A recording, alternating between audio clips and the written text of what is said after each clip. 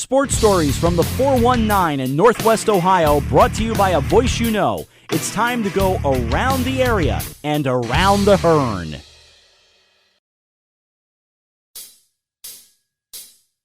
Sports stories from the 419 in Northwest Ohio, brought to you by a voice you know. It's time to go around the area and around the Hearn.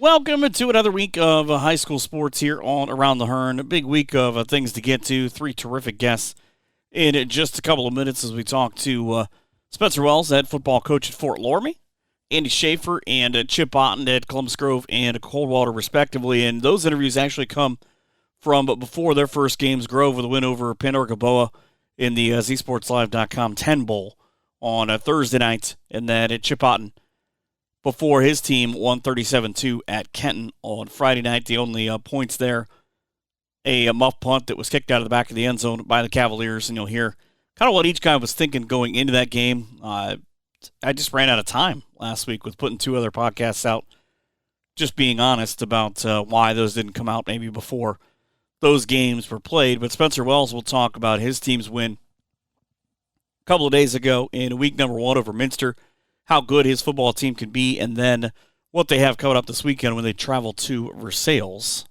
So a lot of things to get to. Week 1 of high school football had a lot of big games and a lot of big scores as well. I mean, you do look around the area, and you can find a lot of teams that, in defense of their titles, Versailles, for instance, took it to Salina, and they were able to put together quite a performance in week number 1.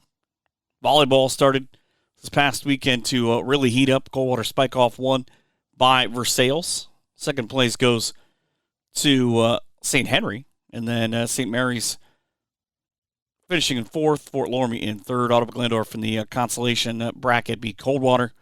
But the WBL, and Bremen beat Bath in a lot of these cross-conference games. 28-0, Bremen and Bath meeting for the very first time. Versailles beat Salina, like I said, 31-6. Defiance, for the second year in a row, defended the River Rock. 28-7 over Napoleon. Elida got all over Spencerville, 31-0. Eastwood ruined Audubon-Glandorf's homecoming of their new turf, so to speak, and a 17-0 victory. St. Mary's was up 21-14 at one point, went zip, zip, zip into the end zone a handful of times, used their passing game for 2 Cody Wallace touchdown passes. They beat London 42-31.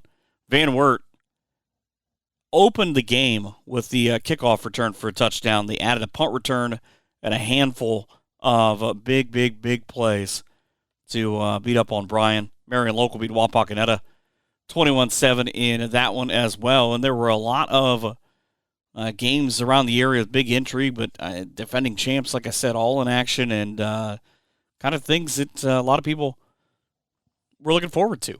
A lot of golf and boys soccer. Got Kalida beat Audubon-Glandorf, and not a good weekend for the male Titans as they lost on back-to-back days on the new turf at Titan Stadium. 3-0 Kalida with the win in the opener. Kenton, who we talked to their coach a couple of weeks ago, were supposed to play Bellefontaine. Mother Nature has taken care of some of these games. OG girls out to a quick 2-game span where they're putting up 9 goals. They put up 6 in a win over Evergreen on Saturday. Coldwater girls put up 10 in a win over Van Wert. Their city beat Wapak in girls soccer scores, and a lot of big things coming up in the next handful of weeks. Golf heating up as well. Lipsick is off to a terrific start. You heard from their head coach a couple of weeks ago. Audubonville as well, and a young man from Audubon-Glandorf also fired a hole-in-one, so big congratulations to him. But a lot of things to get to coming up here in just a few. We'll talk to the head coaches from Indian Lake, Columbus Grove, and Coldwater, respectively, when we come back here on Around the Hearn.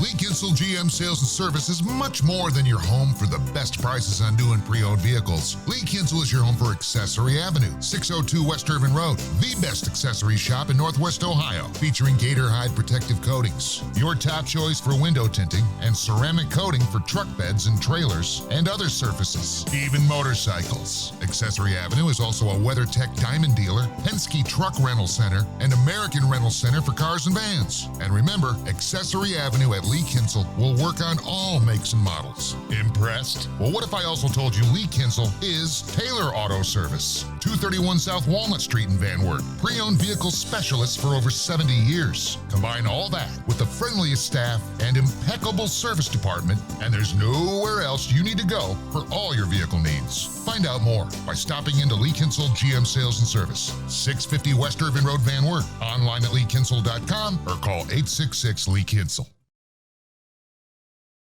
Ready for week number 2 and talking about Fort Loramie football with the head coach in is Spencer Wells, coming off of a big win against Minster last week, in which Spencer team looked good. I mean, you guys only punted or turned the ball over a couple of times, and it seemed like a lot of the things that you were working up, almost 400 yards of total offense, went pretty well. Yeah, I think, overall, a lot more good than bad, especially for a week 1 game. And, against a rival, probably our main rival in Minster, that's always a really fun matchup. And, credit to them. They're a much improved team. They came over here. They brought a lot of physicality. Really was a fun back and forth game. And, fortunately, we made the plays and the stops when we had to on defense, and then made the plays that we needed to in crunch time on offense to find a way and get a win. But, it was a fun week 1, no doubt.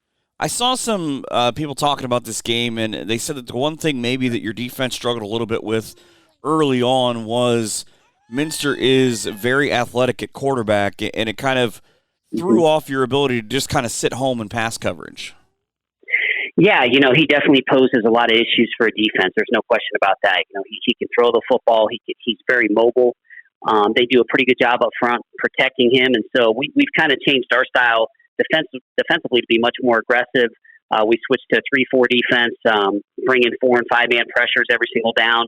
And, they went empty. They started to throw some things at us that we hadn't seen on film and spreading us out a little bit. And it was a little bit of a chess match there for our defensive coordinator, Brad Friendly. But I thought, once again, when we had to get stops, we got stops. And we really didn't give up a lot of big plays. It was just, credit them. They had some long, consistent drives that they were able to put play after play together and kind of pick their way up the field. And, that's a credit to their execution. But I was proud of our guys at the end when we got a stop. Right out of halftime, they had a really long kickoff return, put them at our 30-yard line or so, and we found a way to get a stop and get off the field without giving up any points. So, our defense, I'm sure they're going to look at the film and we're going to say, we got to get better in a variety of areas. But we also did a lot of good. I know they scored 27 points, but we did some really good things on that side of the ball too. So, well, and you've had an opportunity. We talked about this before we started this interview to really take on some of the areas big hitters, because even your scrimmages. That's your daughter, right, Mike? Right, that's not mine, right? That was mine. But even your scrimmages the week before you go live, so to speak, you've got Marion Local and St. Mary's. You change out some things. You obviously don't use some young men that are a big part of your offense. But, I mean, what do you learn going into week 1? Yeah, I think the main thing I look for in those scrimmages is how do we hold up physically? We've always kind of taken the approach that we don't show a whole lot offensively. How do we hold up, though, up front? Are we playing to the whistle? Are we doing the little things that we know we have to do to have success throughout the year? So, and we felt that way. Kenton is an improved team. They're definitely a more physical team than we saw in our first scrimmage last year. And then you look at our second scrimmage. I don't know if anybody in our division has a better second scrimmage than us going up against St. Mary's and Marion Local. I mean, that's a headbanger. And I thought our guys held up physically as well. Or were there things that we definitely needed to clean up? There's no doubt about it. But from a physical standpoint, which is really what we want to see early on, we thought we showed that. So I thought that carried over to week 1. I thought we played really physical. I thought our offensive line, which is basically a whole new group, a whole new starting 5, I thought they really came together, and we had over 300 yards rushing against Minster, and I think we averaged about 10 yards a carry, and it was fun. I mean, to watch those guys really create some explosive plays for us with their movement up front was a really good thing. So, yeah, I think our scrimmages, though, prepare us for that. Week 1 with a physical opponent like Minster coming in, we're prepared for that with our scrimmage schedule. So, overall, that's been a really good thing for us. You're coming off of a season 5-7 a year ago. You get to the playoffs. You see, of course, Marion Local, who kind of the good news of what you were just talking about the scrimmages and in your division. You don't have to see them this year, but what did you get 2 wins in your last 3. What did you learn towards the end of the season, or kind of maybe during that season that you applied to this year? Yeah, I think that as the season went on toward the end there, we found a way to win some really big games. Sydney was a big matchup for us at the end of the year, went down to the wire. We found a way to win. LCC Week 10, that game went back and forth, went down to the wire. We found a way to get a win over a really good LCC team. So early in the year, we had a stretch where I think we had 3 games that we lost by 4 total points. We had 2 1-point losses and a 2-point loss. So that was something that towards the end of the year we saw. And then it was good to carry that over with a close Week 1 game that I think at one point in the fourth quarter, it was a 5-point game. They just scored. And then 3 plays later, we responded with a touchdown. So I think just early on in the season, let's not wait till the end of the year to win those close games. Let's find a way to be resilient, handle that adversity, and get those wins early on in the season that can really have an effect on your playoff season. So, we were thrilled to see that our guys really, when we had to get those stops defensively, when we had to score offensively, we were able to do so. So that was fun to watch. Talking to Fort Loramie head football coach Spencer Wells, and also kind of different in that the last couple of years you guys are homeless in terms of without a conference. How weird, I mean, the last 3 years have been weird anyways because with COVID and kind of with everything going on, but you have kind of that oddity of Dunbar last year canceled out, Thurgood Marshall canceled out. You had to kind of replace them, and you play that independent schedule. Does that ever maybe wear on the kids a little bit of, where are we going to be? Who's going to be on the other side? I think to a certain extent. I mean, last year, we traveled 1,200 miles in just the regular season alone, and there was 4 of 5 weeks in a row during that middle stretch of our season where we had some really close battles, and we're going 2 hours plus on the road. And I think when you have back, and I think that can wear on you to a certain extent. And I think also the unfortunate thing is, when you got to travel 2.5 hours, maybe you don't have the fans you typically might have, and so you miss out on that. And last year we had 7 away games and 3 home games in the regular season. So you don't really get to control, typically you want to get 5 and 5, but when you're independent, you got to pretty much take whatever you can get. So that was definitely an interesting experience. I don't want to make any excuses as to, that's why maybe we struggled record-wise last year, but no, it's definitely something that was a learning experience for all of us. And, now this year it flipped. Now we have 6 home games. We've got 4 away. So, and our away games, the furthest one we go is Dayton. So we don't really have to travel very far.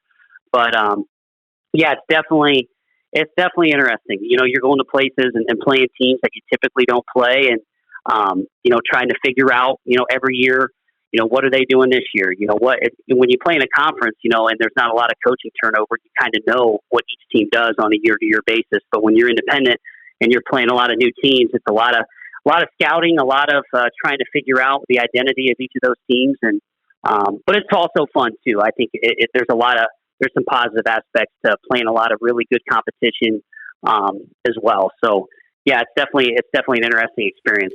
Also allows you to make some new friends when you're calling for huddle video, I would think. Yeah, that's right. Yeah, there's no doubt. Yep. You're where?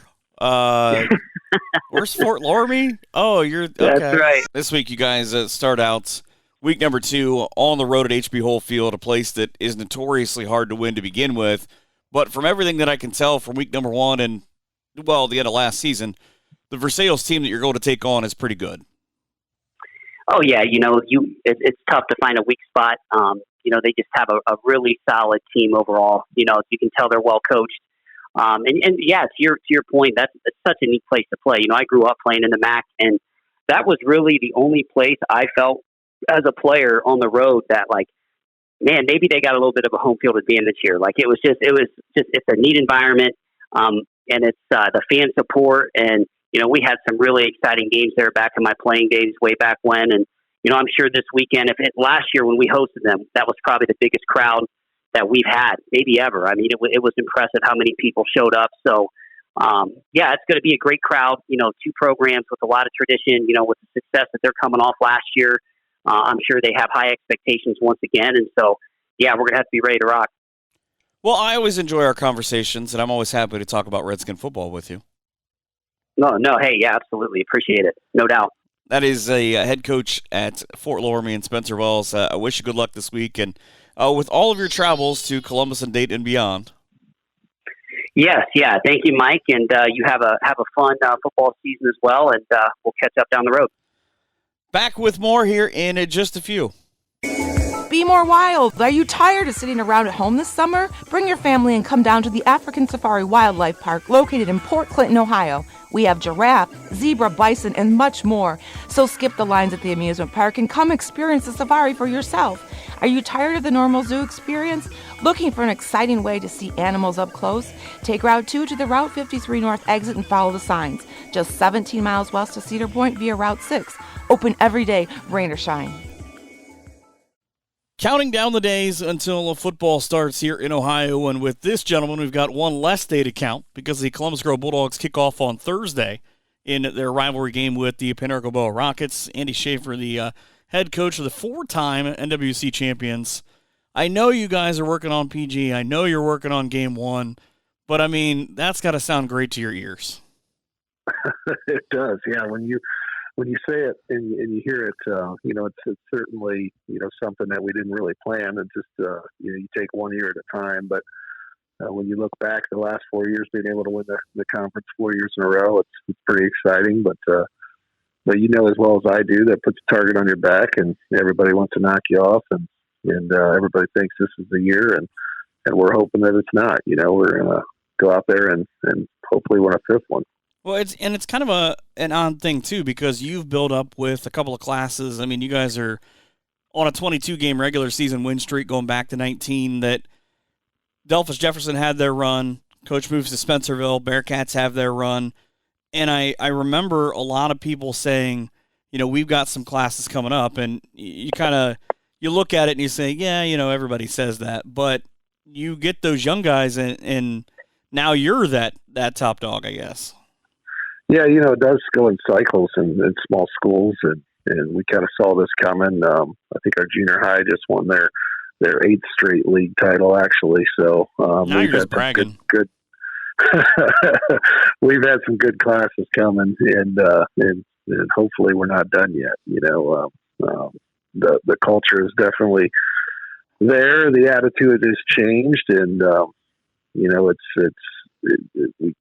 we confidently look forward to the season, but in all due respect, I was actually at Liberty Benton as an assistant coach during their years that they kind of built the program, and it got to the point where, they expected to win the conference every year, and sometimes that could kind of bite you in the butt. So, at this point, we're going to take one game at a time and see what we can do, but I know our league is actually extremely talented this year. So out of all the years, I think that this is going to be the toughest.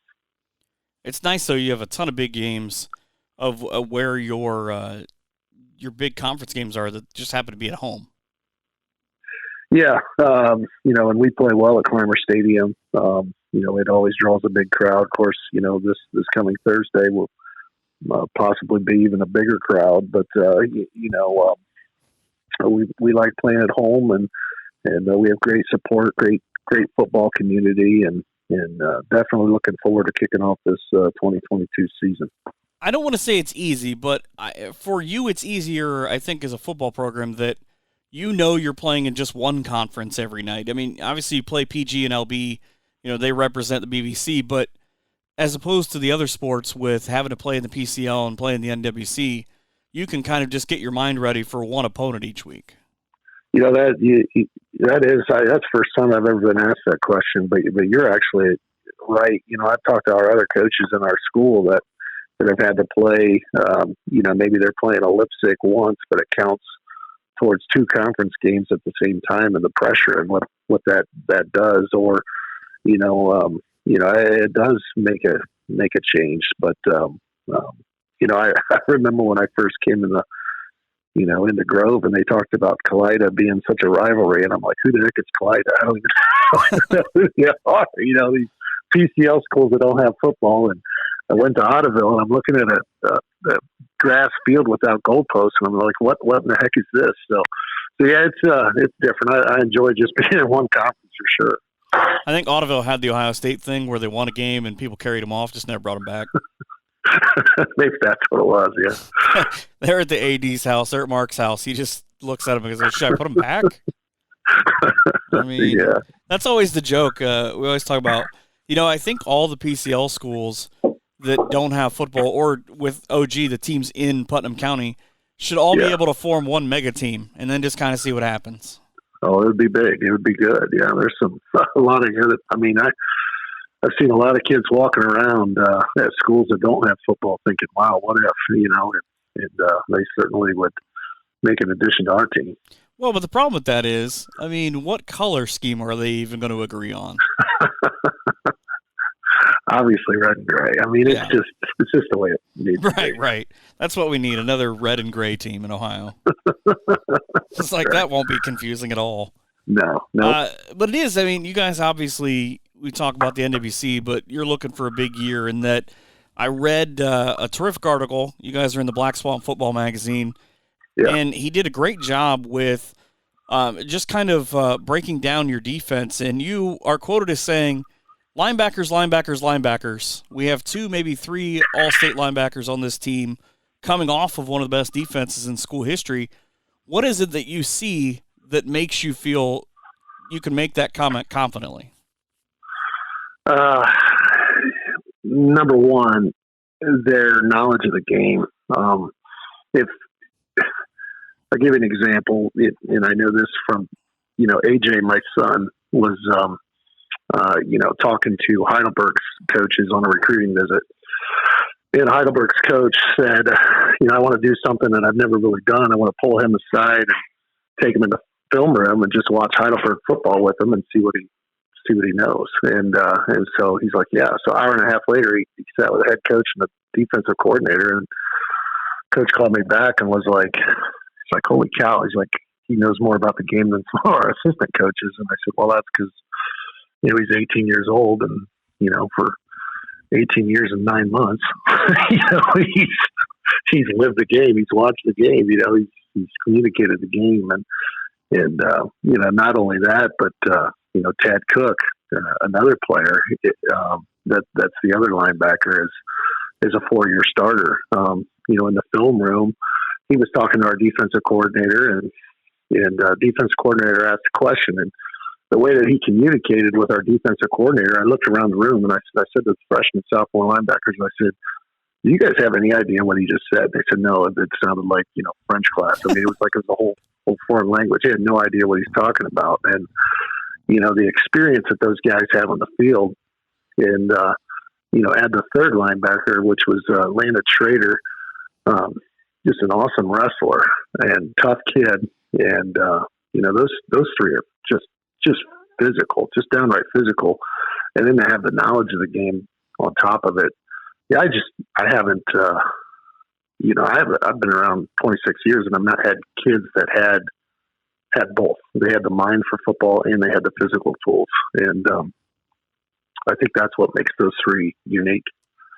Were you or Mom with AJ when he was on that recruiting visit? No, I wasn't. No, I sent him on his way. I was dropping my daughter off at something for college, and unfortunately, and he had to go by himself, which I think that's why they took the extra time to give him a little extra to her. So, well, because all I could think of was, somebody dropped him off, and they're sitting in the waiting room going, is that kid coming back, or how does this work? Yeah, no. Hearing that story, does that make you more proud as a coach or a dad of being having that story relayed to you? I don't know. That's a tough question too, and I think it goes hand in hand both ways. When I first got into coaching, I didn't have any kids. I was started coaching before I was married, so I didn't get into coaching because of my kid. A lot of people do, but so that perspective was not there. So now that I've been able to see him mature and make wise choices and understand the game as a dad, I'm certainly proud of him. But as a coach, I'm glad I have him. That's for sure, and glad I have all those guys, because they're just their level of play is pretty good on the defensive side. Well, it's kind of funny on both sides, though, because it's proof of, hey, he did at least listen to me once or twice. Yeah. I told him to take the garbage out, and all of a sudden that didn't get done. It's funny how it's not always the same, but yeah. Hey, I have an almost 2-year-old, and she's got that selective thing already, so I totally get it. Absolutely. I say, I want you to put your toys away, and nothing happens. I say I have a piece of cake, and all of a sudden she's my best friend. Yeah, that's it's right. Funny how that works. But you've got, too, I found this interesting because I know a lot of your assistant coaches with Grant and Gunner, I mean, they're not that far removed from being players themselves. Is that kind of a by design thing that is kind of a I don't want to say a bridge to your players, or is it just kind of everybody gets along? Well, I talk about that culture that we've kind of created here, and just building relationships when they're playing, and they love it so much that they want to come back and coach. And I think let's see, I have 8 assistant coaches, and 6 of them I actually coached, and I'm sure the other 2 guys don't like that story. It's like, we're a little bit older, okay. Yeah, well, I mean, I guess the sad thing is I could have coached now, so I'm that much older. I've got a very young staff, but Andy Coles is my defense coordinator. I didn't coach him, but he was a Grove graduate. He was a sophomore when they won state, and then Tad Geist I brought in that played at Bluffton University. But everybody else is Grove grads except for Brandon Kraft. Brandon I coached at Liberty Benton. His brother was Aaron Kraft, that a lot of people know. Kraft at LB? Yeah, Brandon has been my linebacker coach, and I think that explains why our level of linebacking is so good. It's true. Brandon's a heck of a coach, but he's been with me for actually quite a few years, about I'd say 6 or 7. Probably helps too. I mean, you've got smaller schools that you're playing both ways. You've got those kids playing on the offensive line, especially with Tad. Second team NWC last year. Talk about a little bit about Brenton Renner's maturation, because he kind of coming up, you get the kind of feeling he's going to be the guy. A lot of people I know before his freshman year, before he comes in, are kind of talking about it, that kind of felt like he was being groomed for that. But, I mean, he had a pretty good year last year. He was 11-1 as a starter for a quarterback, and that's pretty good. But I mean, this is a true story. I'm telling you 100% the truth. I talked to him in May, and I said, Brenton, I said, this is going to sound crazy. You were 11-1 quarterback, but I think I'm going to go in a different direction. And he said, what? And I said, well, I think, and I said, nothing to your fault, but I'm looking at our team, and I see some changes in our team as far as, edge players. I don't see the receivers that we've had in the past. I see us being a little bit more physical. And I said, I need more of a running quarterback. And I said, I also need somebody that can throw it a little farther. And then he goes, Coach, don't worry, I'll still earn my spot. And I tell you, he turned into a different kid. He worked on his speed. He really increased his arm strength. And he clearly earned his spot back. And sometimes you got to have those tough conversations with kids, and you don't know how they're going to take it. They could take it one of 2 different ways. They could say, forget you, coach, or they could say, I'm going to prove you wrong. And I'm excited to tell everybody that, Brenton, proved us all wrong. And I mean, he's got legs now. He's more of a weapon and making great decisions. And our first scrimmage, we played against Bath and Delta St. John's, and he only threw one incomplete pass, which was a pass that was actually caught. The kid tiptoed on out of bounds line, and the ref called him out. Otherwise, it would have been in. He would have been 100%. So, I'm really excited to see what Brenton does this year, and I really like his maturity and the way that he's grown up, and looking forward to him leading our offense. If he has another 11-1 or hopefully better year for you guys, somewhere somebody's going to call and be like, oh, he was just sandbagging. He's a hell of a motivator. No, that is the truth. And, I can just see it now. We were actually going to I'll tell you who we were thinking of, and it's no secret, is we were going to go with Blake Reynolds' younger brother, Zach Reynolds. And, Zach, he doesn't have much of an arm, but, his legs and his athleticism was going to carry him. And and we thought that was going to be the better choice for us. But Brenton showed that he can throw and run, and wow, what a dimension that we have now. And had we not had that conversation, I don't know that we would have been at the level of play that we are right now. Speaking of Blake, how odd is that to kind of look across the other side and just see him over there? And did you just get lost? Did they not bring you to the right sideline? I don't know. Yeah, no, I talk to Blake all the time. He's a great kid, and he's coaching over at Pandora on their basketball heck team. Of a year. And yeah, he's a great mind, but more importantly, he's a great competitor and a strong leader. And I wasn't shocked at what he did in the JV side. And he talked to me about doing football this year because, again, that culture, everybody wants to come back, which is great. And we talked about it a little bit. He says, at this point, he says, I'm just going to focus on one sport. And I'll call you in a couple of years and see if you have another opening. And that's where he was. So I wish him all the best. I think it was kind of wise too that he wasn't necessarily coaching his brother. That Zach could kind of learn on his own and that kind of thing. But I'm excited to see what Blake Reynolds does in the future in the coaching side because he's going to be an excellent coach. Oh, for sure. I mean, even if he's coaching bowling or whatever, he's a competitor.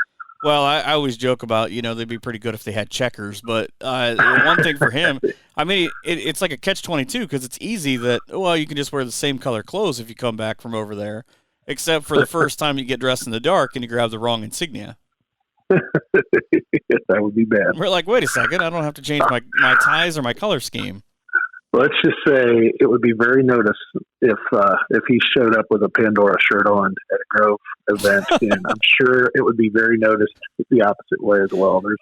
Those two schools don't really get along too well. Well, he's got to stand in the end zone, though, right? I mean, he can't really go to either side. I don't know what he's going to do. I would hope he'd be supporting his brother in Grove stuff. So I think that trumps some stuff. Poor kid. Big schedule for you guys. We talk about you open with Pandora.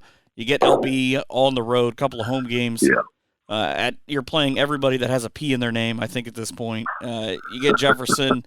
The one game that always sticks out to me, other than the Spencerville game, which is, the one that I hope you don't play as well, being an alumni, but is the Lipsick game because you get to where I don't want to say it means more, but with it being a conference game, we expect there are a lot of people that have, I guess, seen them, and you've even said it, that they're going to be very good this year, and they'll be one of the challengers in the league. That's down the road, I know, one game at a time and all that, but, I mean, that's a game I know has to be kind of a dart game on your board. We started out that game last year offensively, boom, boom, boom, right down the field, and then all of a sudden, got in a situation. We stopped being aggressive and we kicked a field goal. I think it was like 50-some yards. It was pretty good. And, that set the school record. And then that kid was okay. Yeah, he was all right. Yeah. And then all of a sudden our offense got stagnant. We found ourselves 21-3. Actually, Brenton Renner threw a pick six. We're not going to talk about that too much, but we found ourselves down 21-3 at halftime. And I went in and gave a very, calming, motivational speech to our kids. And all of a sudden, we came out like a whole different team. And we came back from that 21-3 and won 25-21. And that was Lipsick's homecoming, of course. And we kind of ticked them off. I can imagine. Yeah. So you talk about a team that's circled on a calendar, and that would be us over in Lipsick land because they didn't like us before. They joined the conference, and now it's a conference game, and then we beat them at their place on homecoming with a heck of a comeback, and that's going to be a very, very, very big game. And hopefully, what we're hoping is our non-conference games get us ready for that with. The rivalry game with Pandora and then Liberty Benton, that's a huge pickup. And then Patrick Henry, we always play them tough as well. So that's going to help us, we feel. And but they're certainly going to give us their best. Last thing I wanted to ask you, we talked about Reese a little bit, but you said same interview about we have an incredibly different thing this year. We're actually going to have to try to tackle guys on kickoffs with Reese gone. I mean, 17, only 17 of his 74 kickoffs didn't end up in the end zone.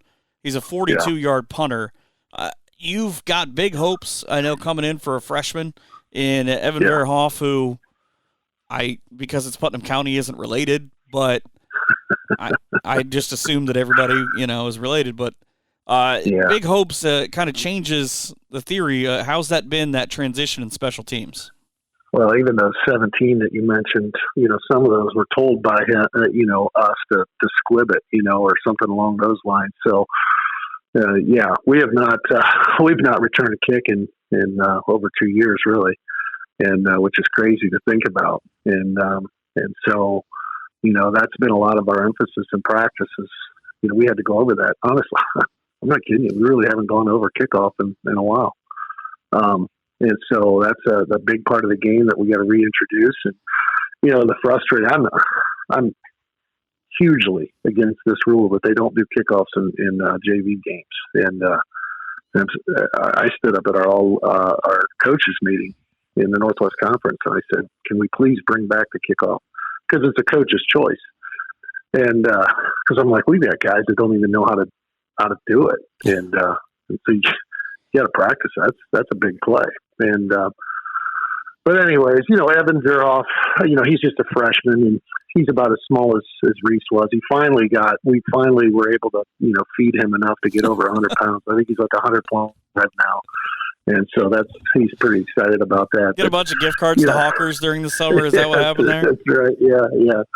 But he is, he's a good kid. He had never even thrown a football really before I talked to him, and he was a soccer kid, and we talked to him about kind of doing the next Reese thing. But Reese came out and worked with him, and he's doing a good job. But he's really, honestly, he's kind of the kicker of the future.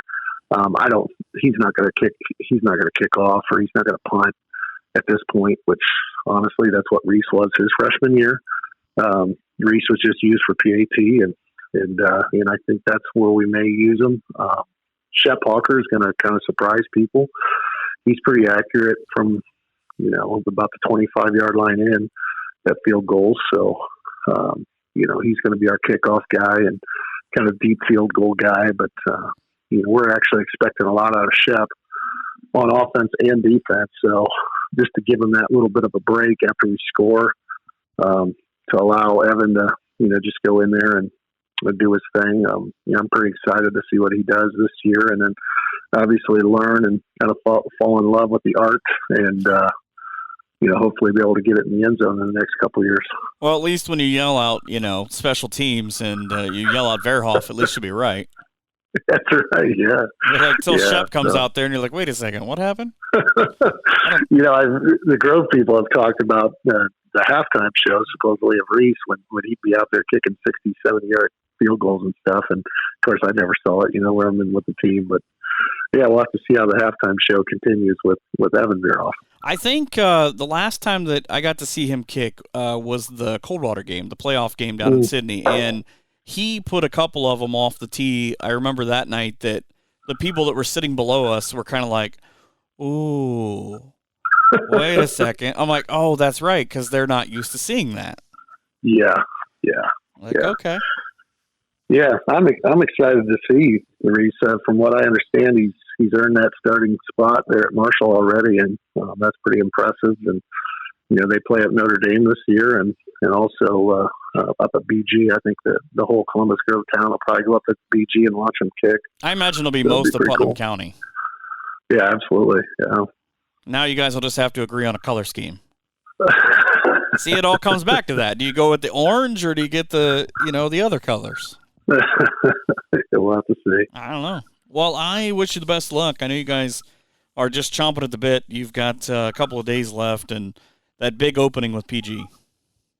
Yeah, we are. We're excited. We're glad it comes one day earlier, and that's definitely. I mean, when we were talking about, well, what's this week practice like? Oh, wait a second, it's a little different. Wednesday's our walkthrough, so yeah, it'll be here real quick, and hopefully it's a big crowd, big game, and And then the very next day, we're going to go watch Lipstick Liberty Benton, which will also be a pretty big game. That's nice how that works out. Do that with one of your extra days for the next week. It is, and I'm sure they'll all be at our game too. So for sure, yeah. Good. That place is going to be packed. 50-50 might be Marion Coldwater-esque. That'd be neat, wouldn't it? I mean, I'm just going to stop by, buy a ticket, and leave. Yeah. That's all you need, really. Well, good luck this season. I appreciate it. That's Columbus Grove head football coach Andy Schafer. More when we come back here in just a minute.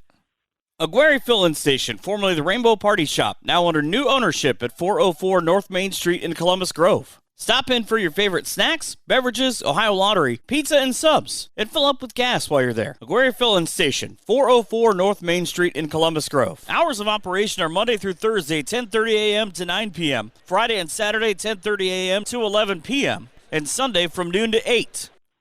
Just a couple of days from orange and black football on a Friday night as Coldwater goes to Kenton, talking with the head coach of the Cavaliers in Chip Otten. Chip, how much happy are you when you don't have to make that long trip to Kenton and they come to see you?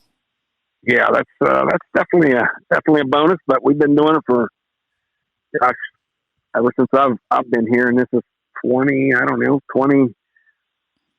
now, so 13-8. What's 13-8? 21 years back in Coldwater, and of course 8 of those were John. So we've played Kenton every one of those years I've been here.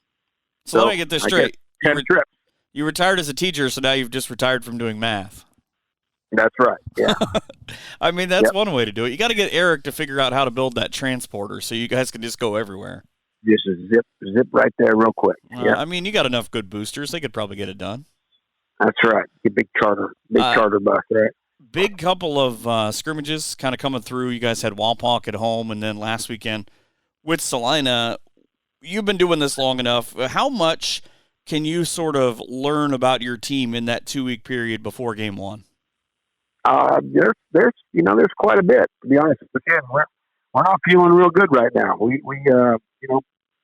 both teams, I would say, were pretty evenly matched, but we made just so many mistakes. But we knew going in that we had lots of new starters, and we weren't sure what we were going to get. And so we're still, last year at this time we felt, we had all those really good skill guys coming back, and it just felt good that we could get things going. And even if we didn't get things going, we could make big plays that we could make up for that. But so we got, I guess a lot of coaches would say that at this point, but we got some spots that guys are still fighting for, but that's why you scrimmage. Walpock's always a real physical scrimmage because of their style, and then Salina has really improved and took it to us. I mean, it was 14-0 with 3 minutes to go in the half, and we went 2-minute mode and got a score, and then blocked a punt and scored again right at the beginning of the second half. But really, it was a good scrimmage, good for Salina. They seemed to have it going in a good direction.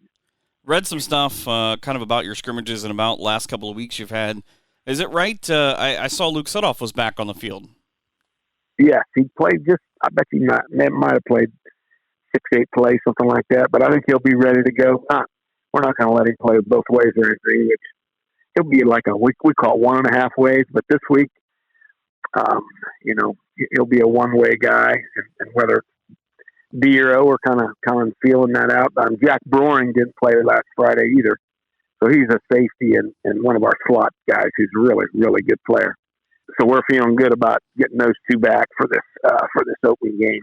And you've got just enough good returners of guys who are multiple year players. I know Marcel has had he's had that kind of on the precipice of breakout performances. He had a couple of really good ones last year in the playoffs. But how important are these now, in a couple of cases, 3-year starters for this year's success? Yeah, no question, because you got guys that have played in a lot of games. Marcel's a 3-year starter, so he's played, 12, 16, that's 20. What's that? I'm back to my math here. So he's played in 28 games. Big Evan Holman is kind of the leader of the offensive line. He's a 3-year, so he's got 28 games under his belt. So those two guys especially. And Luke's played a lot. He played a lot as a sophomore, and now last year he played on both sides part of the time. But so having that experience, we have our kicker's back, Justin Kalp. So we got a good kicker, and then like you say, there's 3 or 4 guys that have a lot of experience, can kind of hopefully elevate all those other guys. Well, and it helps too that you've got a coaching staff that has quite a bit of experience themselves, but you mix in kind of some young guys, and it's neat to kind of watch, from at least for me from the outside, of how that kind of light bulb goes on, where the older guys you've had that have been there for a little bit, they explain something to the young guys, and then all of a sudden it's just like, eureka. Yeah. They see those guys, how they can remain calm during the games, and then convince them and help them that they can make those same plays. That a couple of years ago they were freshmen or 8th graders, and they're like, man, those guys are really good. And then all of a sudden they get thrown in there and say, well, you can be just like those guys if you'll buy in and listen to the old guys and keep doing what you're coached to do. And so, yeah, it is kind of cool to see guys grow up. And that's fun about high school, because, gosh, when you get them, they're 14, 15-year-olds, and when by the time they're seniors, that 3 or 4 year growth is really a big jump for a lot of those guys. It's a huge piece of, I guess, make them wait, because this year to get to Cavalier Stadium, you've got to go to Kenton, to Bellefontaine, to Fort Recovery. I mean, not only the fact that you get 3 away games, but those are brutal places to try to come out with wins. Yeah. These are. We always talk about our first 2 non-league games, because we're playing a division, both Division 3, or I think Kenton's 4 and Bellefontaine's 3. And if you can beat those guys, and then they get some wins, those are huge computer points. So now obviously you got to beat them, and hopefully then they win a bunch of games. And so then we open up with Fort Recovery, and they've got a couple good returning guys. I'm not sure, I haven't seen them at all, so I don't really know too much about them, other than some of the guys that they have returning from last year. But yeah, I don't know. I can't ever remember us going 3 on the road. We only have 4 home games this year, and then next year we'll have 6. So hopefully we can get off to a good start. Is that an odd thing as a coach, to have to quite literally shake someone's hand, hopefully you've beaten them, and say, I really hope you win every other game on your schedule? Yeah, that's, well, when you everybody understands that. So yeah. So no, not really. That's part of it. That you want your opponents to do well especially if you beat them, right? Right. And even if you don't, if they take it to you and beat you, well, fair and square, then well, good for them, and hopefully they continue. Well, it's an odd thing in that a lot of teams over the years, before they expanded the playoffs, really now a couple of times, that have had to kind of wait and see. I know, being a Spencerville alum, they had a year where they missed by 0.05 or some crazy number because they gave up too many points or something. How much that would have to weigh on a coach of, yes, we needed to win one more game, but just the craziness of, we kind of got left out by circumstance. Right. There's no question about it. We have, him, Jason Hemmelwein. He was always our computer guru back in the day, and then he taught Dan Kenny, who's on our staff now, the formulation and all those projections. And you would get close to the end of the year, we would say, okay, we would go through at night and watch the news and say, did so-and-so beat so? And there might be a game that you would have no idea could play any role into this playoff thing. And you're like, well, we haven't heard about, did Carlisle beat Valley View tonight? Some game that somebody beat so-and-so and somebody played, they played us, somebody in our league in week 2, and you're like, well, who beat so-and-so? And it just gets, and like you said, you can literally lose by less than half a point and be out. Of course, now with 16 teams in, if you can't get in the top 16, you probably don't deserve to get in anyway. So, are you a fan of the expansion? I'm not sure about the 16. I like the 8 because I think there's some really good teams from 4 to 8 that would have a good shot. And I'm sure there's some upsets, from 9 to 16, beating teams above them. So I don't mind. I guess you got to keep playing, but it is a long season if you can stay alive and keep going. But this sounds cold because I'm a small school guy, but Division 5, 6, especially, and 7 especially.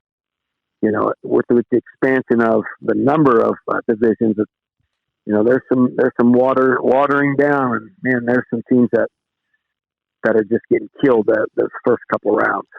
Well, given that other coaches have already gotten me in trouble on this show, it started the joke with, if anyone from the OHSAA is listening, nothing outside of Cleveland, Cincinnati, or Columbus really matters anyways. Well, I don't know about that. I think that's how those get done. You think? Yeah. That's how I feel. No, but it is so crazy. I mean, it's an unfortunate thing because every other sport, everybody makes it and all that. But right. Football is so much of its own animal that I've unfortunately done those games where the top seed blows out a 16 and you just kind of go, who was that good for? Yeah, exactly. And you got, you can look deeper into it when you're that 16 team and let's just say you're a 4-7 team and you feel like it wasn't a great season, and you got guys that are good basketball guys that are ready to start basketball and wrestling, and they go, oh gosh, we got to go play Marion local this week. And, the basketball coach is like, gosh darn fellas, if you get hurt, I'm going to be pissed, kind of things like that. Talking to Chip Otten, the head football coach at Coldwater, last year ends in the state championship game at Cary. That one, I know there's a couple of plays, kind of revisionist, that you guys would like to have back, but how much grief was it for you watching 4 guys try to tackle a 260-pound running back? Yeah, that's a tough one, and I think they had 5 starters over 260 and not playing both ways. And so good for them that they had all those guys that they could play one way, and just really what we thought. Unfortunately, their game plan was to to get those 3 yards and a cloud of dust, so to speak, the old school, and just keep getting first downs, which they did a good job of. And like I say, trying to tackle the big boy. Really, I think he had like 70, 80 yards, so we did okay against him.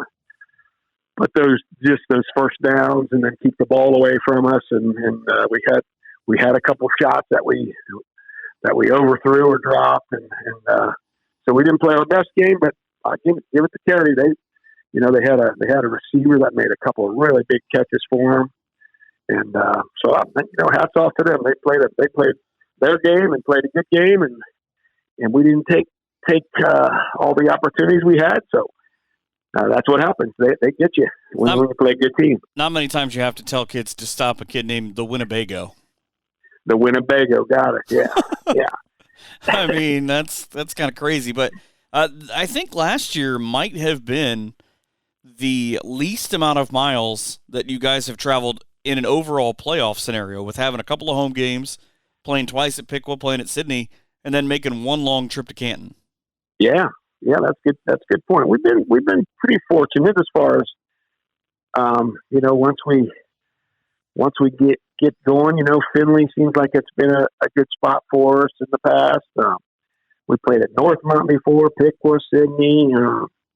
We haven't had to travel terribly far, other than, like you say, if you got to go to Canton. I mean, there was a few years back where we not too many times where we went to. Where did we go one time? We went to what was her name? Not Wellston. I can't remember. Shoot, I should know this. I know you went to Xenia one year. It was like in 2000. Yeah, Xenia was a little bit further, but not terrible. 2000. I think it was 2003 or 4. We went up to. Gosh, darn it. Seems like it started with a W. Anyway, but I don't remember too many too many terribly far ones. That'll make Eric we're happy. kind of used to it. We get on there. We always, Kenton's always a little over an hour. Went to Bellefontaine the last 2 years. We went to Cincinnati for our second game, so we don't mind. Get out of school a little early and jump on the bus and go. Well, and the town pretty much comes up empty. Yeah. Our fans, they don't mind traveling, and both games in Cincinnati 2 years ago, I definitely think we had more people than now healthy. And then last year, Oak Hills had a decent following, but we had a bunch of people, and then people from Cincinnati and they say, "Hey, I'm going to go down like that team out or whatever." So people that were from Coldwater. Well, and it's a big thing too because you guys are a statewide brand that everybody knows who Coldwater is. Yeah, well, I don't know about that, but that's a good feather, I guess, in Mercer County's cap. That that several of us here, people say Henry. I know, say Henry. Oh, very local. Yep, I know where they're from, and those types of things. So that's kind of cool. And different sports have different people. Like, oh yeah, we know about the Minster girls cross country and track. And the volley, of course, the volleyball is always really, really good. And so I guess at that state level, people do know Mercer County and the MAC. Well, trust me. County, I guess, is. Take my word for it. A lot of people know who Coldwater football is. Yeah, well, that's good to know. That's good to hear. I appreciate this. I wish you guys good luck this season coming up on Friday against Kenton.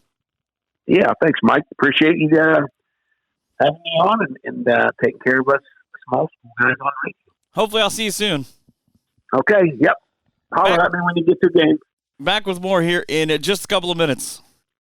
The Spencerville Athletic Boosters are a 501c3 organization committed to supporting the student athletes at Spencerville local schools. All donations made to the Boosters go to the athletes for new jerseys, huddle equipment, and much, much more. To learn more about the Boosters and to help our athletes succeed on the field with your generosity off the field, please visit facebook.com/Spencerville Athletic Boosters. Or if you have questions, please contact Sean McFerrin at BearcatBoosters@Outlook.com. Let's go Bearcats! Bearcats will be back in action on a Friday night as they try to get to 1-1. You can hear it, as always, on Z Sports 3 as Nate'll walk you through the Bearcats on the road and taking on Paulding.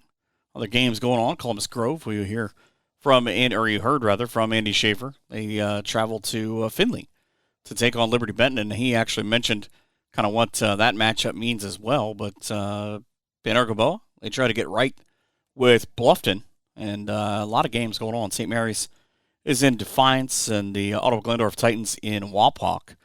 Big games. Check out your local radio station. Please support local sports. That's what it's all about, whether it's watching games after they air or listening to them live or just whatever it is. Please make sure to do it. And before I go, a big part of the local sports scene is changing this weekend, and I want to make sure to acknowledge it. Friday night, Jason Geiser, who's a big friend of the program and a good pal to not only myself and to sports in the area, it'll be his last show. 25 years he's been in the world of sports in the area and just does an amazing job as a sports director at Hometown Stations in Lima.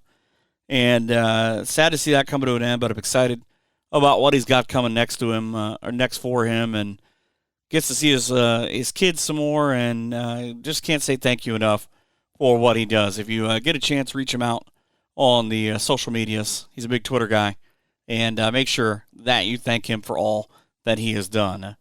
Thank you for listening. Thanks to Spencer Wells, Andy Schafer, and Chip Otten for being a part of the show. Have a great night, and an even better tomorrow.